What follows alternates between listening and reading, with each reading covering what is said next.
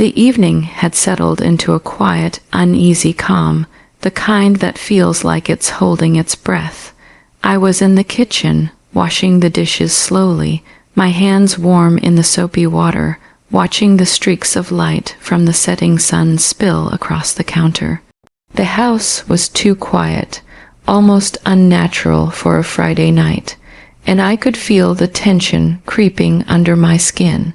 I had sensed it all day, the way my son moved around the living room with a strange hesitation, the way his laughter had been a little too forced, his eyes darting to me like he was holding something back. I tried to ignore it, convincing myself it was just the stress of school and teenage mood swings, but something in the pit of my stomach refused to let me. When he finally appeared in the doorway, leaning against the frame with his arms crossed, I could see the flicker of defiance in his eyes.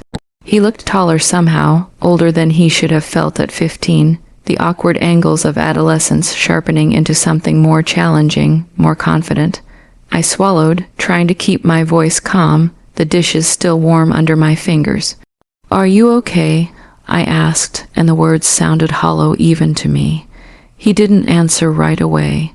Instead, he stepped into the kitchen, the floor creaking beneath his weight, and I noticed the tension in his shoulders, the way his hands fidgeted with the strap of his backpack. I need to talk to you," he said finally, and my stomach twisted. I could feel the air tighten around us. It wasn't the first time he'd asked for a serious talk, but something about the way he avoided eye contact, the slight tremor in his voice, made my heart pound. I gestured for him to sit at the small wooden table by the window, the one that caught the fading light in a warm amber glow. He hesitated, then lowered himself onto the chair with a heavy sigh, like he had been carrying something invisible but unbearably heavy. The silence stretched, thick and almost painful. I watched him, noticing every subtle detail, the restless tapping of his foot, the way he twisted a strand of hair around his finger, the sharp inhale before he finally spoke. I think I messed up," he admitted, and his words hit me harder than I expected. My mind raced, trying to piece together what boundary had been crossed, what invisible line had been ignored, and how to respond without making him shut down completely. I could feel my own frustration mingling with fear and tenderness, a confusing tangle that made it hard to know where to start. "I didn't mean to. I didn't know it was wrong," he added, the vulnerability in his voice cutting through the tension. His eyes glistened with unshed tears, and for a moment I saw the small boy I used to tuck into bed, the one who had once trusted me with every fear and every secret. The weight of responsibility settled over me like a dense fog. I had to guide him, teach him, but also protect the fragile bond between us. I took a deep breath, letting the warm light from the window wash over us both, and tried to steady my racing thoughts. The house outside seemed oblivious, the distant sound of a car passing, the faint rustle of leaves in the evening breeze, while inside everything felt stretched to the breaking point, a fragile thread suspended between two hearts learning the hard truth about boundaries, trust, and growing up. He shifted in his chair, avoiding my gaze, his fingers clutching the edge of the table like it was the only thing holding him steady. The kitchen felt smaller somehow, the walls pressing in with the weight of unspoken words. I could hear the faint ticking of the old wall clock, each second echoing louder than the last. The smell of leftover dinner, faint and slightly sour, mingled with the faint scent of his shampoo, and for a moment I felt almost suffocated by the intimacy of the space. "I need you to understand," he said finally, his voice barely above a whisper. I didn't think, I just acted. My heart tightened. I wanted to reach out, to soothe the tension, but I could sense the storm beneath his words, the pride and fear tangled together in a way that made him almost untouchable. "What happened?" I asked softly, careful not to push too hard, letting my tone carry more curiosity than accusation. His lips pressed into a thin line, his eyes flicking toward the window, as if the answer lay somewhere in the fading light outside. I noticed how pale he looked, the faint shadows under his eyes, the slight tremor in his jaw. It was as though the weight of his own guilt had physically pressed down on him. He drew in a shaky breath and finally looked at me, his eyes glistening with emotion I couldn't quite name. Shame, fear, uncertainty. "I didn't mean to hurt anyone," he admitted, and the confession sounded fragile, like it could shatter at any moment. The words hung in the air, thick and heavy, mingling with the scent of warm bread from the kitchen counter.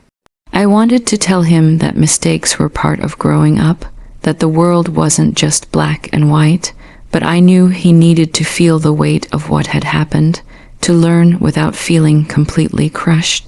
I took a seat across from him, letting my hands rest on the worn wooden table, feeling the grooves and scratches that had accumulated over years of family meals and late night homework sessions. Boundaries. I said carefully, my voice steady but gentle, aren't just rules. They're respect for others, for yourself. You crossed one, and that's okay, but we need to talk about it, understand it, so it doesn't happen again. His shoulders slumped slightly, the tension ebbing just a little, and I could see the relief flicker across his face. He wanted guidance, and despite his fear, he craved it. A long silence followed, filled only with the soft hum of the refrigerator and the distant chirping of crickets outside. I watched as his hands relaxed, the grip on the table loosening. I didn't know how serious it was. He murmured.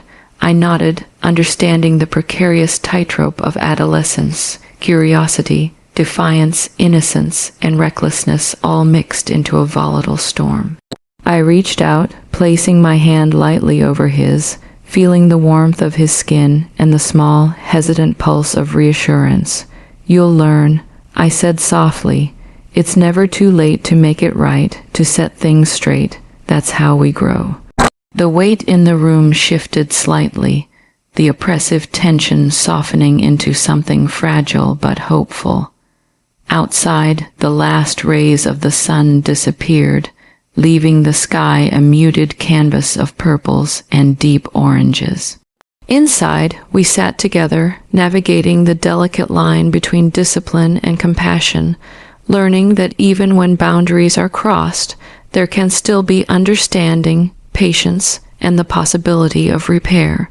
By the time the night had fully settled, the kitchen lights cast a soft, golden glow over everything, highlighting the subtle contours of our faces and the quiet fatigue in his posture. He leaned back in his chair, the tension slowly draining from his shoulders, leaving behind a fragile vulnerability that was almost tender. I could see him studying the worn tabletop as if it contained the answers he needed, tracing the scratches with a fingertip, lost in thought. There was a silence between us that wasn't empty. It was heavy with understanding, a shared acknowledgement of the mistakes and emotions that had led us here. "I don't want to disappoint you," he whispered, and the words struck a chord deep in my chest. I reached across the table again, gently squeezing his hand. The warmth of his skin reassured me that he was still there, still my child, still capable of learning and growing despite the mistakes he had made. "You won't," I replied softly. "We all make choices we regret, but it's how we move forward that matters. You're learning, and that's what counts." His eyes glistened with unshed tears, and I could see the conflict inside him, the mix of guilt, shame, and the desperate desire for approval. Outside, the wind rustled the trees, and the soft creaking of the old floorboards reminded us of the history embedded in this house, in these walls that had witnessed so many small triumphs and struggles. The familiarity of it all was grounding, almost like a protective blanket wrapping around the fragility of the moment. He took a deep breath, releasing a tremor that had been holding him captive all evening, and for the first time, he looked at me with something close to relief. The fear that had tightened his chest seemed to loosen, replaced by a tentative trust that I hoped would grow stronger over time. "I think I understand now," he said slowly, choosing his words with care, "why some things matter more than I realized." His voice was quieter, steadier, tinged with humility. I nodded, feeling a subtle warmth spread through me at the shift in his demeanor. It wasn't a perfect resolution. There would be consequences, lessons to enforce, and conversations yet to be had, but the storm had passed enough for clarity to seep in. The night seemed gentler now, softer around the edges, as if the house itself was exhaling alongside us, relieved that the tension had begun to ease. I stood and poured us each a glass of water, the faint clink of glass a small punctuation to the heaviness of the evening. He watched me, eyes wide and alert, the flicker of candlelight reflecting in the depth of his expression. "Thank you," he said, his voice barely audible, but the sincerity in it carried weight. I smiled, a tired but genuine curve of my lips, knowing that he didn't need extravagant praise, just acknowledgement, guidance, and patience. As he got up to leave the kitchen, his steps lighter than before, I felt a swell of emotion I couldn't quite name.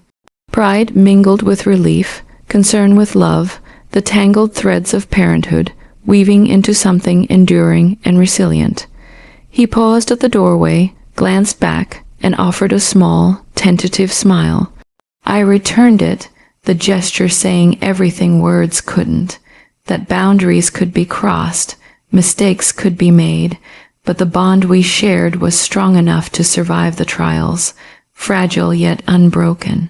The quiet of the night wrapped around us, and I realized that moments like this, raw, imperfect, and full of emotion, were the ones that shaped not just him, but me as well, teaching lessons that would linger far longer than any punishment or lecture ever could.